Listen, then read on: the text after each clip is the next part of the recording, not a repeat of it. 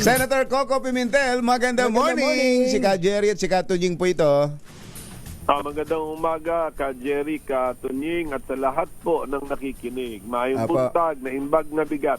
Apo.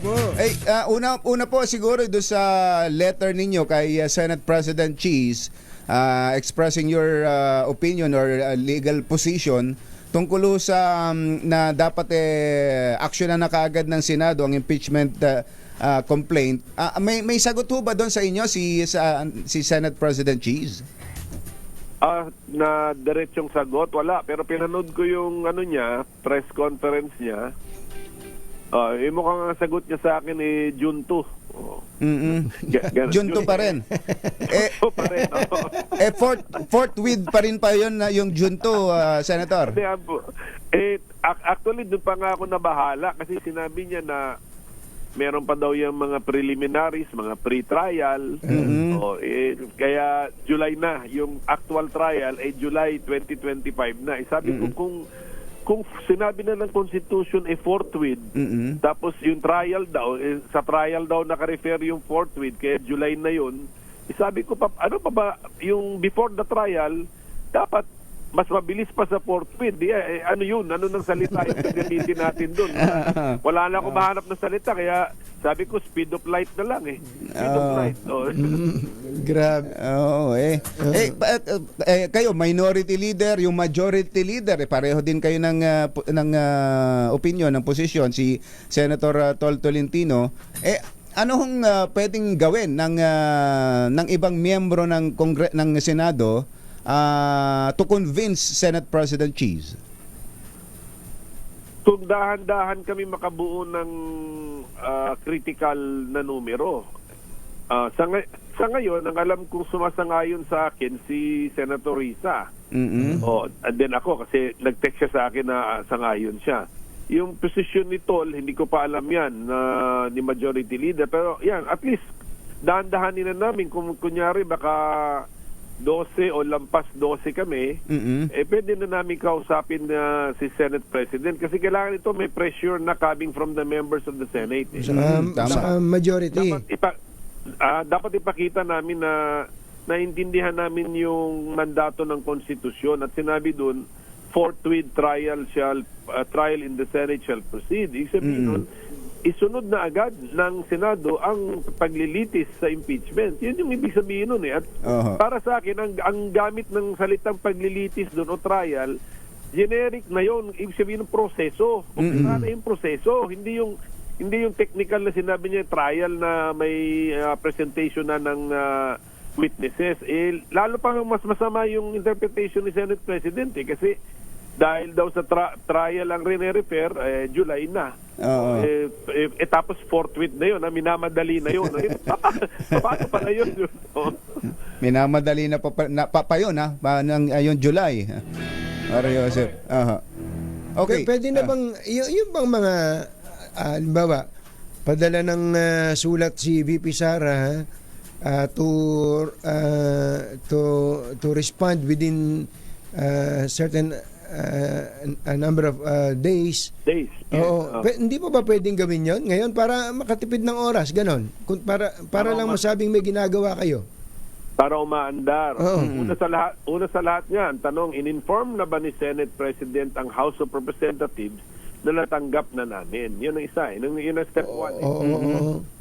Step 1. Tapos organize na namin yung dito na yung step number 2, yan ay medyo nagkaka-issue diyan kasi para kay Senate President kailangan naka-legislative session kami bago kami maka-organisa as an impeachment court.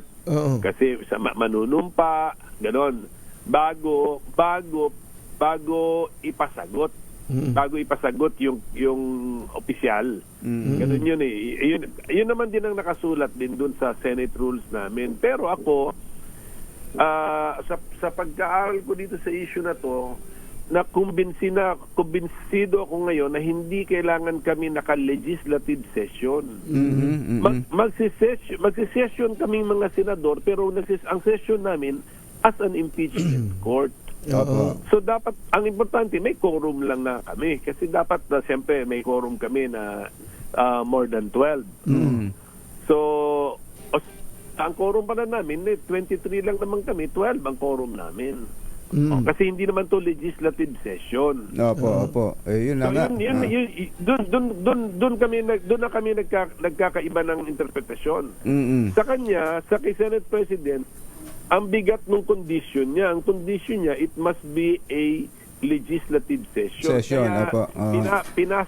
pinasok niya ngayon doon sa only the President of the Republic of the Philippines can call for a special session. Pumasok siya doon. Ayoko pasukan yun kasi sa akin, the Senate must hold a session. It is, lagyan mo na quotation mark, it is also a special session in the sense na out of the ordinary ito. Pero mag-session kami as an impeachment court. Pare-pareho kasi kayong abogado kaya ang daming opinion.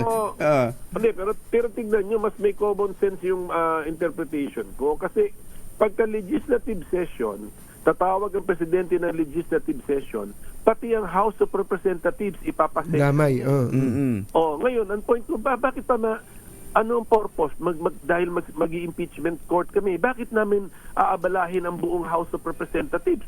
Kailangan silang pumasok sa batasan. Ano gagawin nila? Nothing. Kasi ang impeachment court kami yun. So it is really a special session of the Senate only.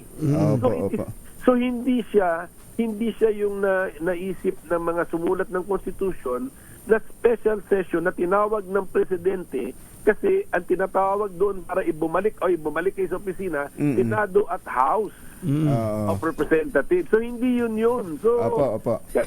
So yun po yung aking interpretation na obligasyon ng Senate, imposibleng na ipasa namin yung bola sa ibang tao at sasabihin namin hindi binabalik sa amin yung bola kaya hindi namin magawa yung aming obligasyon mali yun, obligasyon nga namin yun. Parang ang dating sa akin nung sinasabi nyo ay naguhugas ng kamay ang Pangulo ng Senado.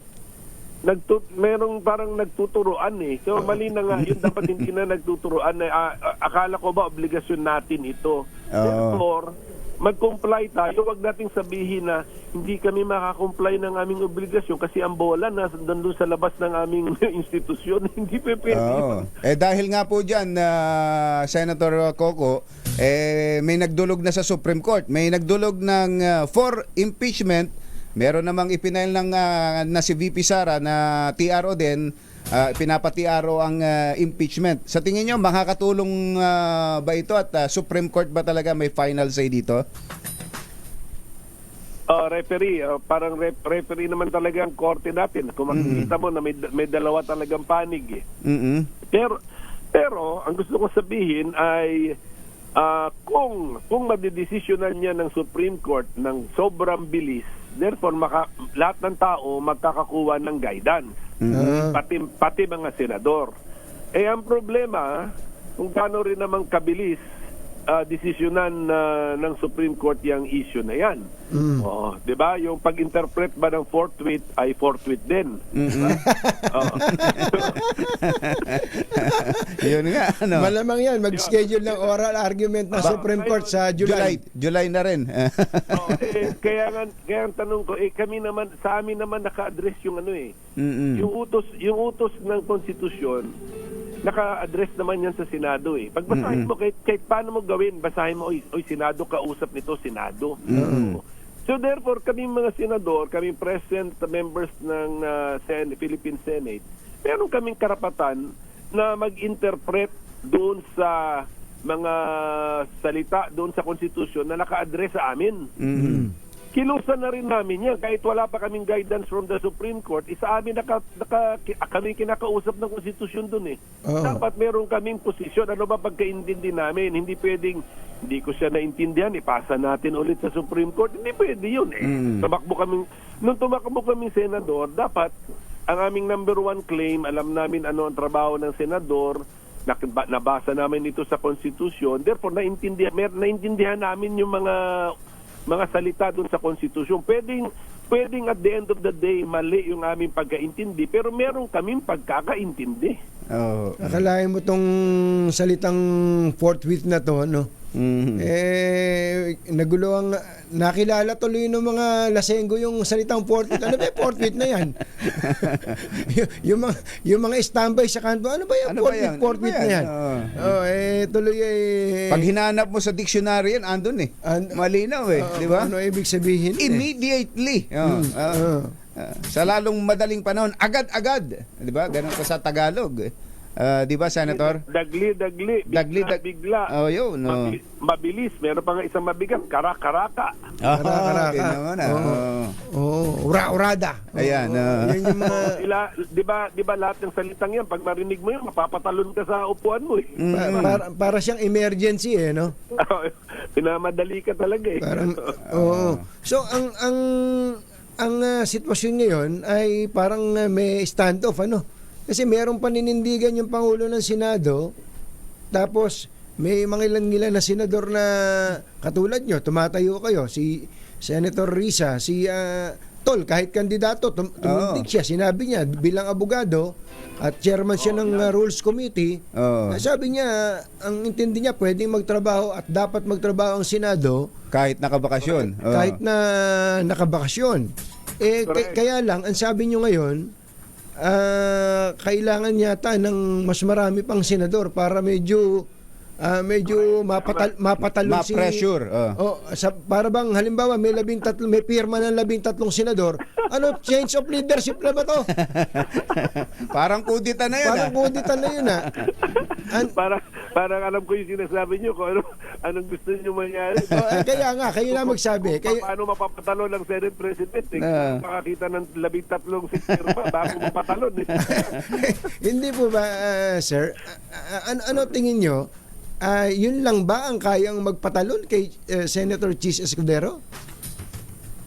Hindi, sana rin makonvince na namin siya. Kasi of course, meron din siya mga kinukonsulta. Klaro naman sa kanyang pananalita. Meron siya legal team, meron siya siguro mga advisors. So, patuloy lang itong aking pagpapaliwanag, and then bala ko nga bigyan pa siya ng second love letter and then malay mo kung makumbinsi ko siya ng logic or reasonableness ng ating legal position, then siya na mismo magpapatawag ngayon ng meeting. So yun yung importante, yung critical. Pag si SP ng, let's say, magpapatawag ng meeting, dapat sumipot na doon yung majority ng members ng Senado. Okay. Last na lang. You were once the Senate President, Kung kayo po Senate President ngayon, paano nyo didiskartehan to? Nung araw na yon, nung last day of session, nagsara kayo Di ba? Alam niyo naman na alangan namang wala kayong YouTube, wala kayong cellphone. Alam niyo naman kung kayo po ang... Tsaka may pasabi na nun. At may pasabi na. Kung kayo po Senate President, during that time, last day of session, Wednesday night, ano po sana ginawa nyo?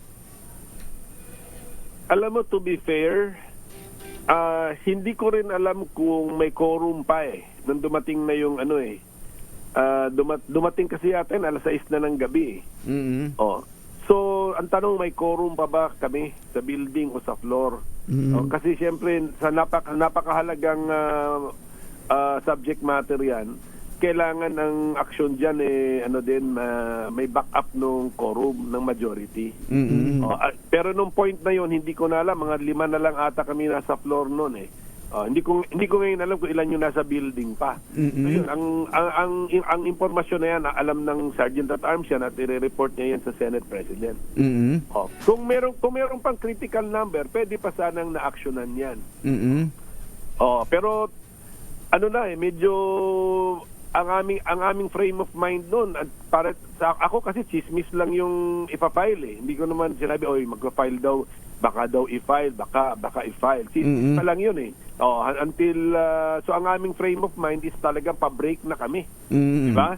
Ganon yun Nung dumating na ng mga 6 o'clock yon, hindi naman kami formally in-inform na nung